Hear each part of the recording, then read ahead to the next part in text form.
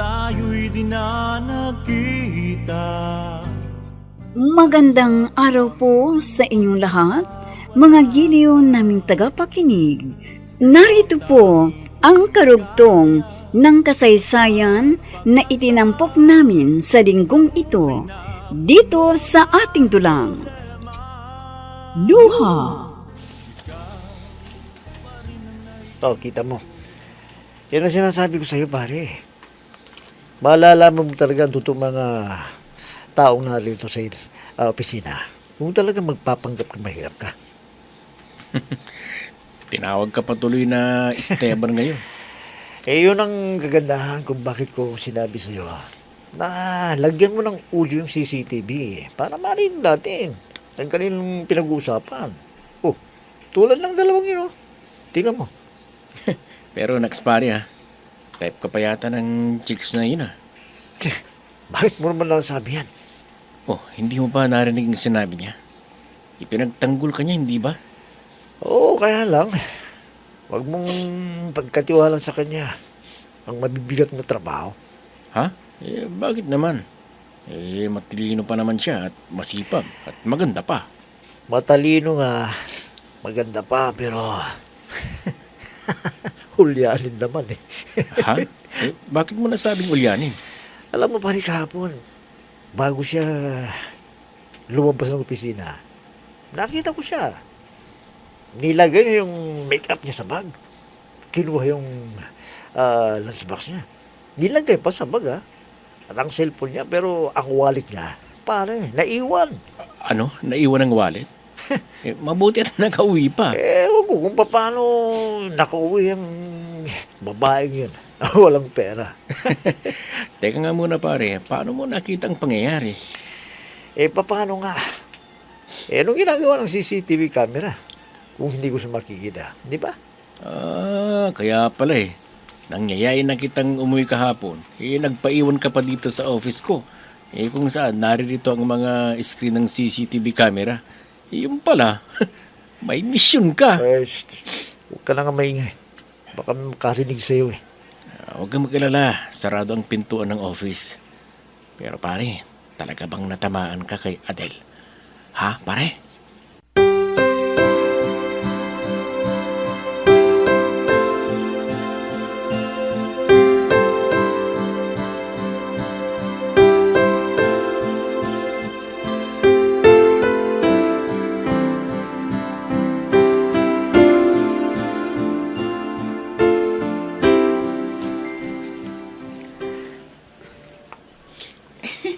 Talaga? Naibalik sa'yo ang wallet mo?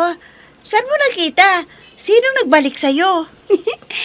Yun na nga sa maniwala at sa hindi, si Mr. Pogi ang nagbalik sa akin ng wallet ko. Mr. Pogi? Sinong Mr. Pogi yan? Sabihin mo kung sino yan. Dahil lahat na lamang nang nakikita mo Pogi sa paningin mo. Si Mr. Pogi dito sa office. Ano? Si Esteban ang gusto mong sabihin? Esteban? Sinong Esteban? Sino pa? Di si Steve na janitor. At bakit mo naman siya tinawag na Steven? Steve ang pangalan niya. Iyon kasi ang naririnig ko kaninang umaga pa sa mga kasamahan natin. Ang ganda-gandang pangalan. Steve pinapangit mo pa. Ginawang pang Esteban.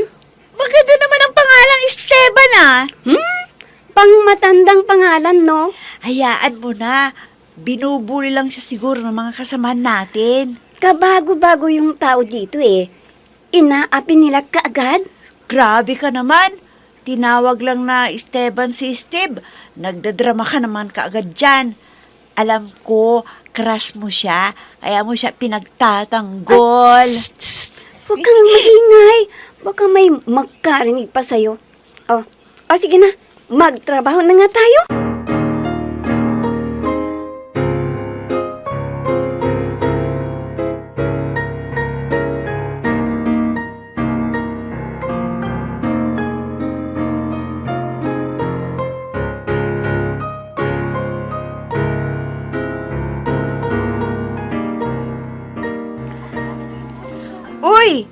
ginagawa mo dyan? Kanina ka pa nag-retouch ha. Hanggang ngayon hindi ka pa tapos. Oh, hindi ko pa nakikita si Mr. Foggy eh. Paano mo makikita? Nagtatrabaho yung tao. Ano? Labasan na nga natin eh. Nagtatrabaho pa rin siya? Siyempre, nagpapakitang gilas dahil baguhan eh. Eh, kanino naman siya magpapakitang gilas eh? Wala naman dito ang may-ari. Nandun siya sa manager's office, sa office ni Sir Celso na manager. Eh, ano nga ginagawa niya ron? Ano pa nga ba? Di, lilinisan yung office ni Sir Celso. Halika na nga! Eh, bakit ba nagmamadali ka? Saan ba tayo pupunta? Nakalimutan mo na bang sinabi ni Sir Celso? Medyo lumobo daw ang income ng company. Kaya bilang pasasalamat sa atin ng mga empleyado at empleyada, ititreat tayo. Talaga? Kailan at saan? Saan? Sa Baguio! Bukas! Ano?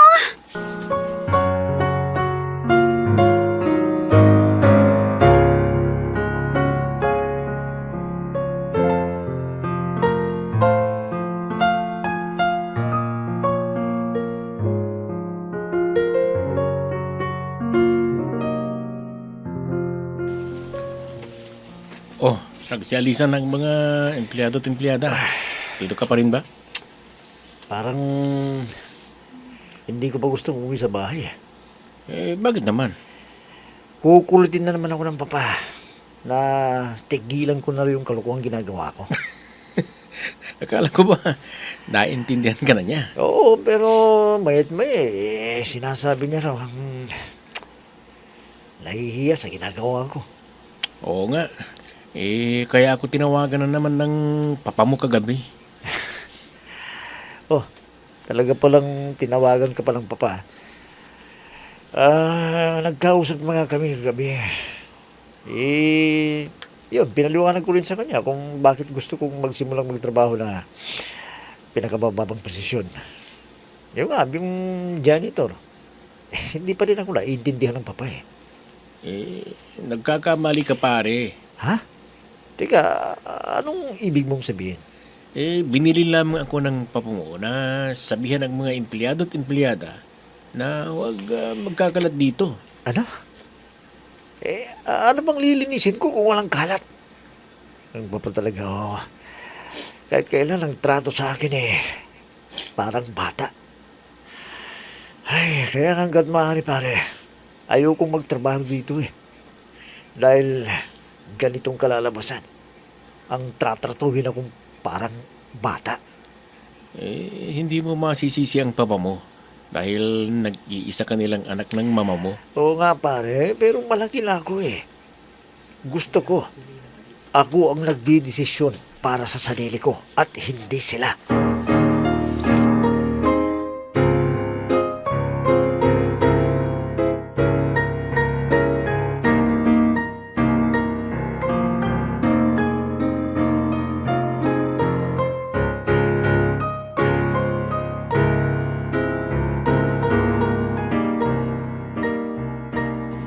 Ano?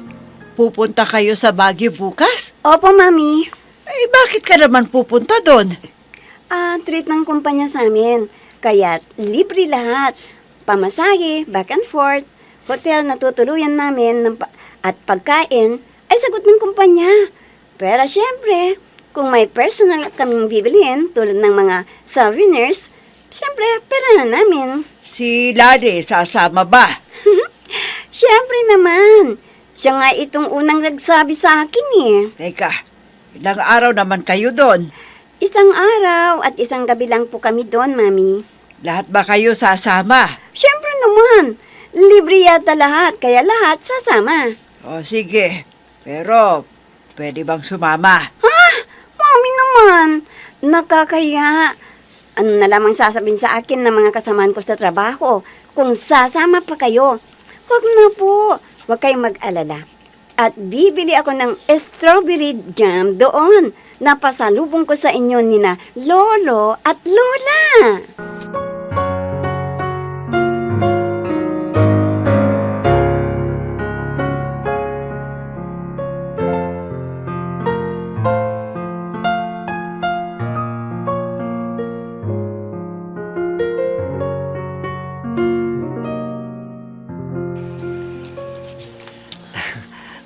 Mabuti pala. Magkakasama ka sa outing ng kumpanya. Ikaw, sasama ka rin ba? Oo. Siya nga pala. Bubuo pa kala sa kumpanya ito, na. Ha? Paano mo nalaman? Nung isang araw ka lang nagsimula. Mas nauna pa nga ako sa iyo eh. Kwan kasi, hindi pa naman ako nakakapasok bilang janitor eh. Nagpupunta na ako doon. Nagpupunta ka na ron? Kasi hindi naman ako talagang baguhang dito eh. Katunayan, ay mag-aapat na buwan na ako sa office. Kaya lang, hindi kita napapansing pumupunta ron.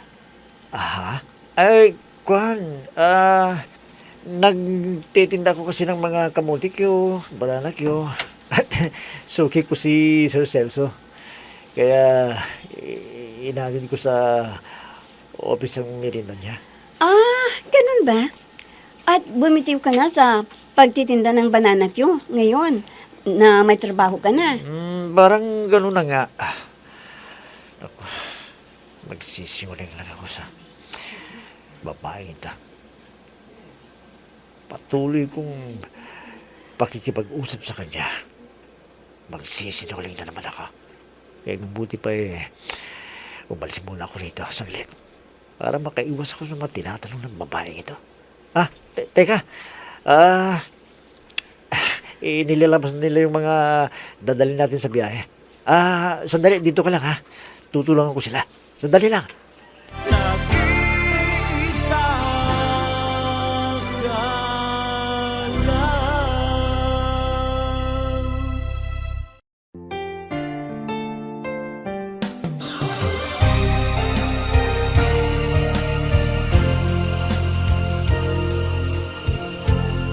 Magmula nang tayo'y di na nagkita, nadama ko ang Aawain mo lang ba ako? Paanong hindi kita aawayin? Hanggang ngayon, hindi mo pa rin inaamin sa akin na may babae ka. Anong aaminin ko sa'yo? Wala naman akong babae. Kunwari ka pa. Sinungaling ka. Ginagawa mo pang sinungaling ang kaibigan ko. Sino bang paniniwalaan mo? Ako na asawa mo o ang kaibigan mo? Ang kaibigan ko, siyempre. Ay, nako. Walang patutunguhan ang pag-uusap na to. Walang patutunguhan talaga ang pag-uusap nating ito kung hindi ka umaamin. Kung aawayin mo lamang ako ng aawayin sa tuwing tatawag ako sa'yo, mas mabuti pa, hindi na ako tatawag. Hello? Hello, Arsenio? Hello? Ay, nako. Pinatayan na ako ng cellphone. Ay, naku. Paano man kasing hindi ka bababaan ng cellphone naaway mo na? Ay, tignan nyo, inay. Mapatunayan ko lamang na may babaeng Arsenyong yon. Makikita niya. Makikita niya talaga. Tignan mo yan. Hindi mo pa napapatunayan na may babae yung asawa mo, pero kung ano-ano na ang pinaparatang mo sa kanya.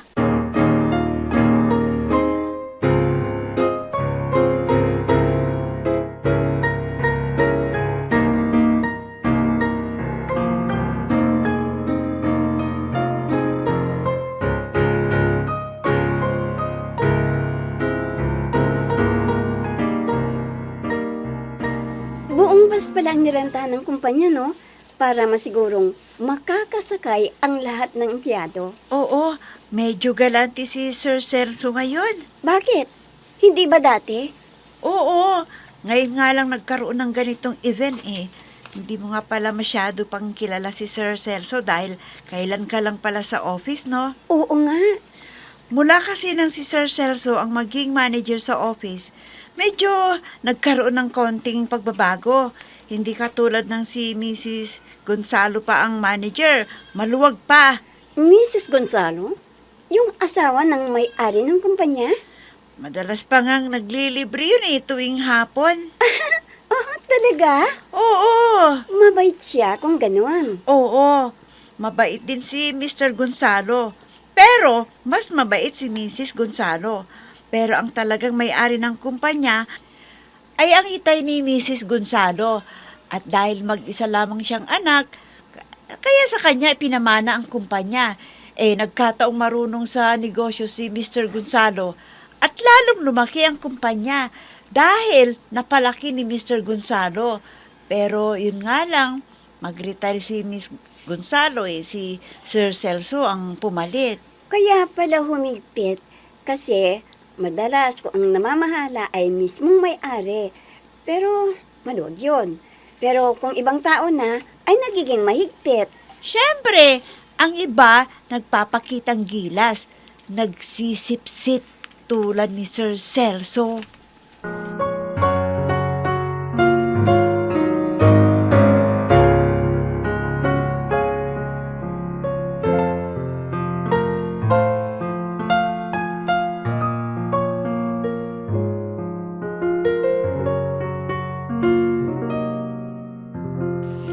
Hindi ako pwedeng magkamali, Inay. May babae ang Arsenio na yon. Wala ka pang ang ebidensya na may babae ang asawa mo, inagsalita ka na parang napatunayan mo na. Ano pang patunay ang hahanapin ko, Inay? Kitang-kita nyo naman kung paano ako babaan ng cellphone. Paano hindi ka bababaan ng cellphone? Wala ka ng bukang bibig, ay ang paratang mo na may babae siya. Ay kahit naman sino, maririndi sa'yo. Pwede ba, Inay? Huwag yun ang ipagtanggol ang lalaking yon. Anak, mabait yung asawa mo. Lahat nga ng sweldo ibinibigay sa'yo.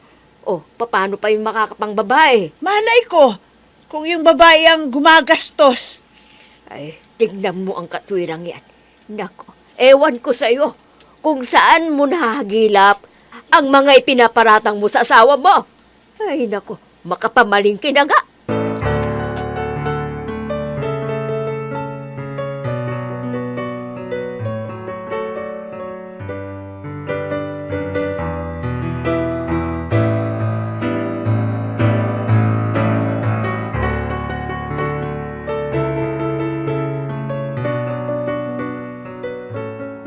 Sinabi ko sa'yo galante ang may-ari ng kumpanya. Malamang ay idea ito ni Mrs. Gonzalo. Bira ka nang makahanap ng ganyang kabait na employer, diba? Oo, sinabi mo pa. Sige, kumain ka lang kumain, ha? Adel, Dani, may binigay naman pagkain sa inyo dito? Wala, pero may baon kami. Tubig lang ang nandito sa lamesa namin Bakit tubig lang? Teka, at dadalhin ko kayo dito. Salamat. Dali Okay. Ang bait ni Mr. Pogi, no? Oo nga. Pero gusto ko lang paalala sa'yo, janitor lang yan, ha? Ito naman, para humanga lamang ko sa kapugian ni Steve. Naku, kaya nga. Baka kung saan mapuntang paghangang yan. Naman kasi, kung ma-in love ako kay Mr. Janitor, Talaga pa yatang plano mo siyang seryosohin? kung manliligaw ba siya sa akin, bakit hindi? Adel!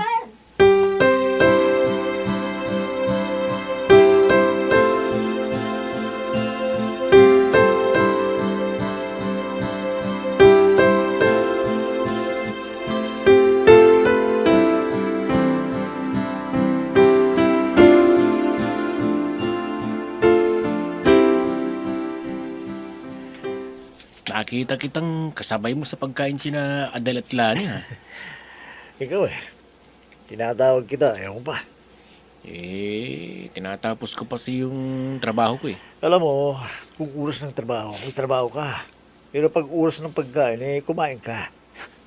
Magkakasakit ka niya sa ginagawa mo. Ngayon lang kasi kailangang maisubmit ko na ito sa papa mo. Teka nga muna. Hanggang kailan ka ba magpapanggap na janitor? Hanggang kailan, pare? Nag-iisa ka lang.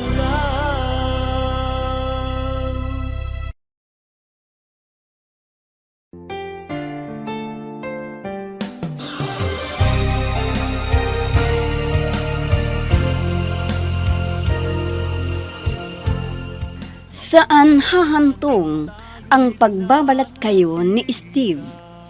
Mga giliw naming tagapakinig, sundan bukas ang karugtong ng kasaysayan na itinampok namin sa linggong ito dito sa ating tulang Luha. Mga nagbibigay buhay sa ating dula ay sina Myra Abrehal Narnola, Susan Malikdeng, Robert De Guzman, Jun Cabato, Emma Dalope, Andrea Solar, Ami Diaz, Jonathan Bravo, at si Oscar Ora. Technical Supervision at Musika, Oscar Ora. Nilapatan ng tunog ni Robert De Guzman, Willie Francisco. Sa panulat at direksyon, Eva Alcoriza. Inihahandog sa inyo ng F3 Recording Studio para sa Pambansang Radyo ng Pilipinas, Bombo Radio, Philippines.